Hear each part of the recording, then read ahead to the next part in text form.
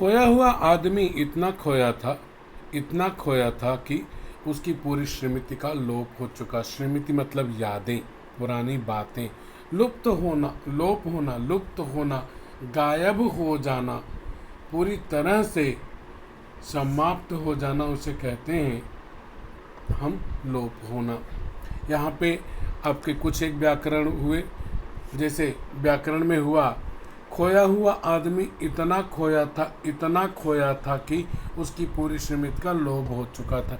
अब यहाँ पे वाक्य का प्रकार अगर देखें तो रचना के आधार पर, तो ये सरल वाक्य, संयुक्त वाक्य या मिश्र वाक्य की बात करें हम, तो इस वाक्य को पढ़ेंगे तो आपको दो वाक्य मिलते हैं। पहला वाक्य मिलता है खोया हुआ आदमी इतना खोया था कि, पहला वाक्य है। दूसरा, उसकी पूरी स्मृति का लोप हो चुका था, ये दूसरा वाक्य हुआ। पहला वाक्य पढ़ने पर हमारी बात पूरी नहीं हुई, और जब दो वाक्य हो, पहला वाक्य पढ़ने पे बात पूरी ना हो, तब वहाँ पर दूसरा वाक्य पढ़ने की जरूरत हो, तभी बात पूरी हो, तब वहाँ पे मिश्र वाक्य होता है। यह मिश्र वाक्य हुआ।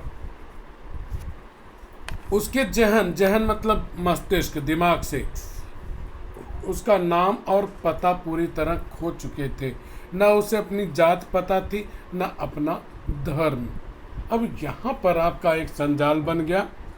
चौखट पूर्ण करो, ऐसा संजाल पूर्ण कीजिए। ऐसा प्रश्न, खोया हुआ आदमी ये खो चुका था, या इन बातों का उसे ध्यान नहीं था। तो यहाँ पे होगा कि अपना नाम, पता, जाति, धर्म, अलग अलग 4 बॉक्स में 4 चीज़ें आप लिख सकते हैं। आगे चलते हैं। लेकिन अपने खोएपन में भी उसमें परिचित जैसा कुछ था, यानी उसे देखकर लोगों को लगता था कि यार यह जाना पहचाना इंसान है, इसको जैसे हम लोग जानते हैं, जो उसे अपना सा बना रहा था। अपना सा बनाना यानी अपना लगना। लिहाजा मतलब हो गया इसलिए। जब उसे गांव के अन्य लोगों के पास ले जाया गया तो उसे देखते ही सभी एक स्वर में बोले।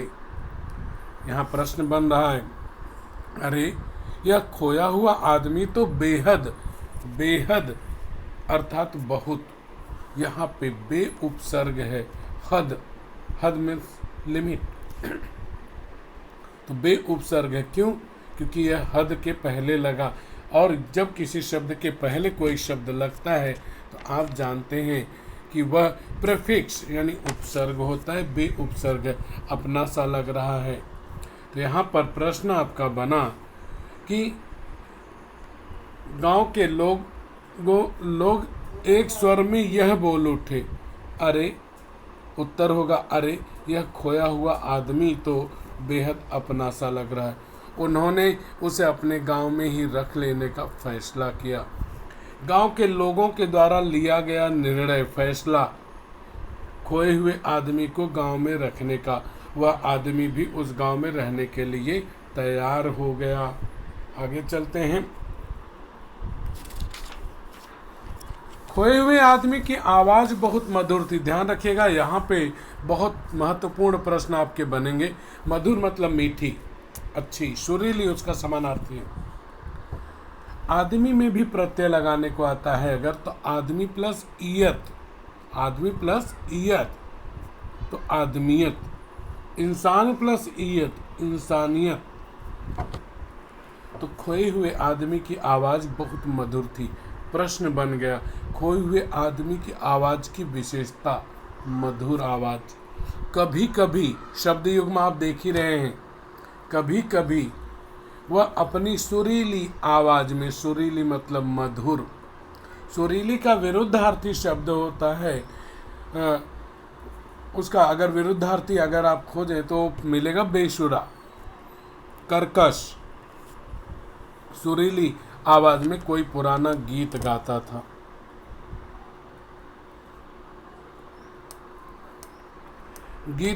था। उस गांव की गाय भैंसे शब्द युग्म है। अब गाय का अगर विरुद्धार्थी करें बैल, और अगर वचन भी लिंग भी बदलेंगे तो भी बैल। भैंसे वचन एक वचन करेंगे तो भैंस, और अगर इसका आप लिंग बदलें तो भैंसा। उसके गीत की स्वर लहरियों से मंत्र मुग्ध होकर ज़्यादा दूध देने लगती। अब यहाँ पे मंत्र मुग्ध होना मतलब आकर्षित होना, खिंचाव अनुभव करना। स्वर लहरियों मतलब संगीत, गीत संगीत से गांव के बच्चे उसका गीत सुनकर उसकी ओर खींचे चले आते। खींचे आपको आता है वहाँ पे प्रेरणार्थक क्रिया, खींचना, खिंचाना, खिंचवाना। खींचना खुद ही खींचना यानी खींचे, खिंचवाना, खींचना, खिंचवाना। गांव के बड़े बुजुर्गों यहाँ देखें शब्द युग्म, बुजुर्ग मतलब बूढ़े, को भी उसके गीत उनकी युवावस्था के सुंदर अतीत की याद दिलाते। युवावस्था आप पढ़ेंगे तो दो पार्ट होते हैं, युवा एक पार्ट और अवस्था। आप कहेंगे सर अ कहाँ से आया? युवा में व के बाद आ की मात्रा है। आ की मात्रा के चार पार्ट होते हैं, अ प्लस अ बराबर आ, अ प्लस आ बराबर आ प्लस अ बराबर आ और आ प्लस आ बराबर आ। मतलब कि जहाँ पर प्लस के पहले आ की मात्रा लगी है तो चार पार्ट होते हैं कि वहाँ पे प्लस के पहले जो अक्षर है वहाँ पे अ रहे यानी कोई मात्रा न लगे, बाद वाले में आ की मात्रा लगे। उसी तरह से है, आप इसको संधि विच्छेद में पढ़े होंगे। यहाँ होगा इसका संधि विच्छेद युवा प्लस अवस्था और यह होगी स्वर संधि। कि सुंदर, सुंदर मतलब खूबसूरत, अतीत प्राचीन पुराना की याद दिलाते। अब यहाँ पे आपका प्रश्न बना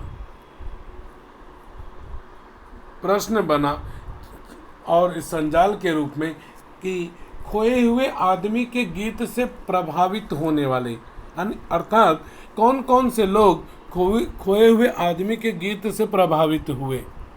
और यहाँ पर आप देखेंगे तो पहला होगा आपका गाय भैंसे। वो प्रभावित होकर क्या की? ज़्यादा दूध देने लगे। गांव के बच्चे वो प्रभावित हुए तो क्या हुए? उसकी तरफ खींचे चले आते थे। अगला क्या हुआ? बड़े बुजुर्ग वो प्रभावित हुए, उन्हें अपने बीते समय की याद आने लगी। आगे चलते हैं। एक बॉक्स रह गया, वो आपको बाद में मिलेगा। मैंने जैसा पहले कहा कि 4 बॉक्स हैं या 2 बॉक्स हैं तो दोनों या चारों का बॉक्स का उत्तर एक ही जगह कभी कभी नहीं मिलता। आगे फिर आपका संजाल चल रहा है। गांव के लोगों ने पाया कि जब से वह खोया हुआ आदमी वहां आया था, गांव के फूल और सुंदर लगने लगे थे। गांव की तितलियां ज़्यादा, तितली आप जानते हैं बटरफ्लाई, ज़्यादा मोहक लगने लगी थी। मोहक का अर्थ होता है मन को जो लुभा लेते हैं, आकर्षित करते हैं, उन्हें कहते हैं मोहक लगना। मोहक लगने लगी थी। गांव के जुगनू आप जानते हैं, रात में बरसात के समय में कीड़ा होता है जो चमकता है, उड़ता है तो उसे जुगनू कहते हैं। जुगनू ज़्यादा रोशन लगने लगे थे। रोशन लगना, प्रकाश करना। गांव के बच्चे भी अब ज़्यादा खुश रहने लगे थे। अब यहाँ पर आपका एक संजाल बनेगा क्योंकि बच्चों को वह सम्मोहित यहाँ पे देखें एक साथ उपसर्ग भी प्रत्यय भी सब लगा हुआ है। सम मपे हलन उपसर्ग हो गया, मोह मूल शब्द हो गया, इत प्रत्यय हो गया। यानी मोह शब्द है उसमें इत प्रत्यय लगा के मोहित बनाया और सम लगाकर सम्मोहित बनाया। सम्मोहित का अर्थ होता है कि अपनी तरफ खींच लेने वाला, कर देने वाले, कमाल के गीत सुनाता था। अब मेरा प्रश्न यह बना नीचे की अंतिम 4 पंक्तियों से कि खोए हुए आदमी के आने से गांव की बदली हुई स्थिति, अर्थात गांव में क्या परिवर्तन हमें दिखाई पड़ा। तो वहाँ पे अगर देखें तो पहला परिवर्तन यह दिखाई पड़ा, जैसे देखेंगे तो पाएंगे कि गांव के फूल और सुंदर लगने लगे पहले बॉक्स में। दूसरे में गांव की तितलियां ज़्यादा मोहक लगने लगी। तीसरे में गांव के जुगनू ज़्यादा रोशन लगने लगे थे। और चौथे बॉक्स में गांव के बच्चे अब ज़्यादा खुश रहने लगे थे। 4 हुए। और ऊपर एक प्रश्न मैंने किया था, खोए हुए आदमी के गीत से प्रभावित होने वाले 3 आपने देखे थे।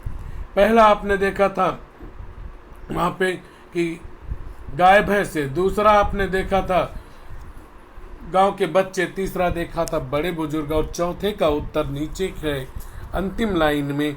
गांव के कुत्ते अब उसके सगे हो गए थे। सगे मतलब अपने, सगा का विरुद्धार्थी सौतेला, सगे हो गए थे। अब यहाँ पे चौथे बॉक्स में आ गया कि गांव के कुत्ते भी उससे प्रभावित हुए। वे उसके आसपास ऐसे चलते जैसे उसे गॉड ऑफ ऑनर दे रहे हैं। गॉड ऑफ ऑनर देना यानी सम्मान देना। आसपास शब्द युग्म है। चलिए आगे चलते हैं। उन्हीं दिनों गांव की एक वृद्धा को सपना आया। सपना इसे आया, छोटा सा प्रश्न बन गया, सपना इसे आया गांव की वृद्धा को। अब वृद्धा यह शब्द लेते हैं और इसकी चार, व्याकरण में चार चीजें देखते हैं। इसका लिंग बदल देते हैं। तो वृद्धा यह स्त्रीलिंग है, तो इसका लिंग बदलेंगे पुल्लिंग में तो वृद्ध हो जाएगा। इसका वचन बदलते हैं, तो वृद्धा एक वचन है, इसका बहुवचन होगा वृद्धाएं। इसका हम लोग विरुद्धार्थी शब्द लिखते हैं, तो वृद्धा का जवान विरुद्धार्थी। इसका हम पर्यायवाची समानार्थी लिखते हैं, तो वह होगा बुढ़िया। तो यहाँ पे 2 मार्क का वृद्धा शब्द है यह आपका। आगे चलते हैं। सपना आया, सपना का समानार्थी स्वप्न, कि वह खोया हुआ आदमी दरअसल उर्दू का शब्द है, असल में उसका ही बेटा है। वृद्धा को यह सपना आया, प्रश्न बना, उत्तर क्या होगा कि दरअसल खोया हुआ आदमी उसका ही बेटा है। आगे चलते हैं। वह एक गरीब स्त्री थी जो घास काटकर, उपले थापकर और पेड़ पौधों की लकड़ियां इकट्ठा कर अपना जीवन चलाती। यहाँ पर आपका प्रश्न बना और 3 बॉक्स बने। वृद्धा इस प्रकार अपना जीवन चलाती, इस तरह अपना गुजारा करती। एक बॉक्स में घास काटकर, दूसरे में उपले थापकर, तीसरे में पेड़ पौधों की लकड़ियां इकट्ठी करके। क्लियर है? आगे चलते हैं। उसने खोए हुए आदमी को अपने सपने के बारे में बताया। वृद्धा ने अपने सपने के बारे में इस व्यक्ति को बताया, खोए हुए आदमी को। आगे देखते हैं। खोए हुए आदमी ने खुशी खुशी, शब्द युग्म आ गया, उस वृद्धा को अपनी मां मान लिया और उसके साथ रहने लगा। खोए हुए आदमी ने अपनी माँ की इतनी सेवा की कि वृद्धा को लगा कि उसका जीवन धन्य हो गया। धन्य हो जाना अर्थात संतुष्ट होना, सफल होना। यहाँ पर अंतिम में आप ध्यान देंगे, अंतिम 2 पंक्तियों में यहाँ पे आपके प्रश्न बनेंगे कि कारण लिखिए। वृद्धा को लगा कि उसका जीवन धन्य हो गया। उत्तर, कई बच्चे सोचते हैं कि जहाँ प्रश्न की लाइन मिली उसके आगे उत्तर होगा।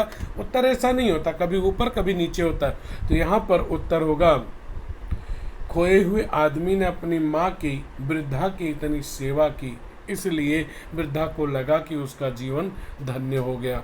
दूसरा, खोए हुए आदमी द्वारा वृद्धा की सेवा करने का परिणाम, उत्तर होगा वृद्धा को लगने लगा कि उसका जीवन धन्य हो गया है।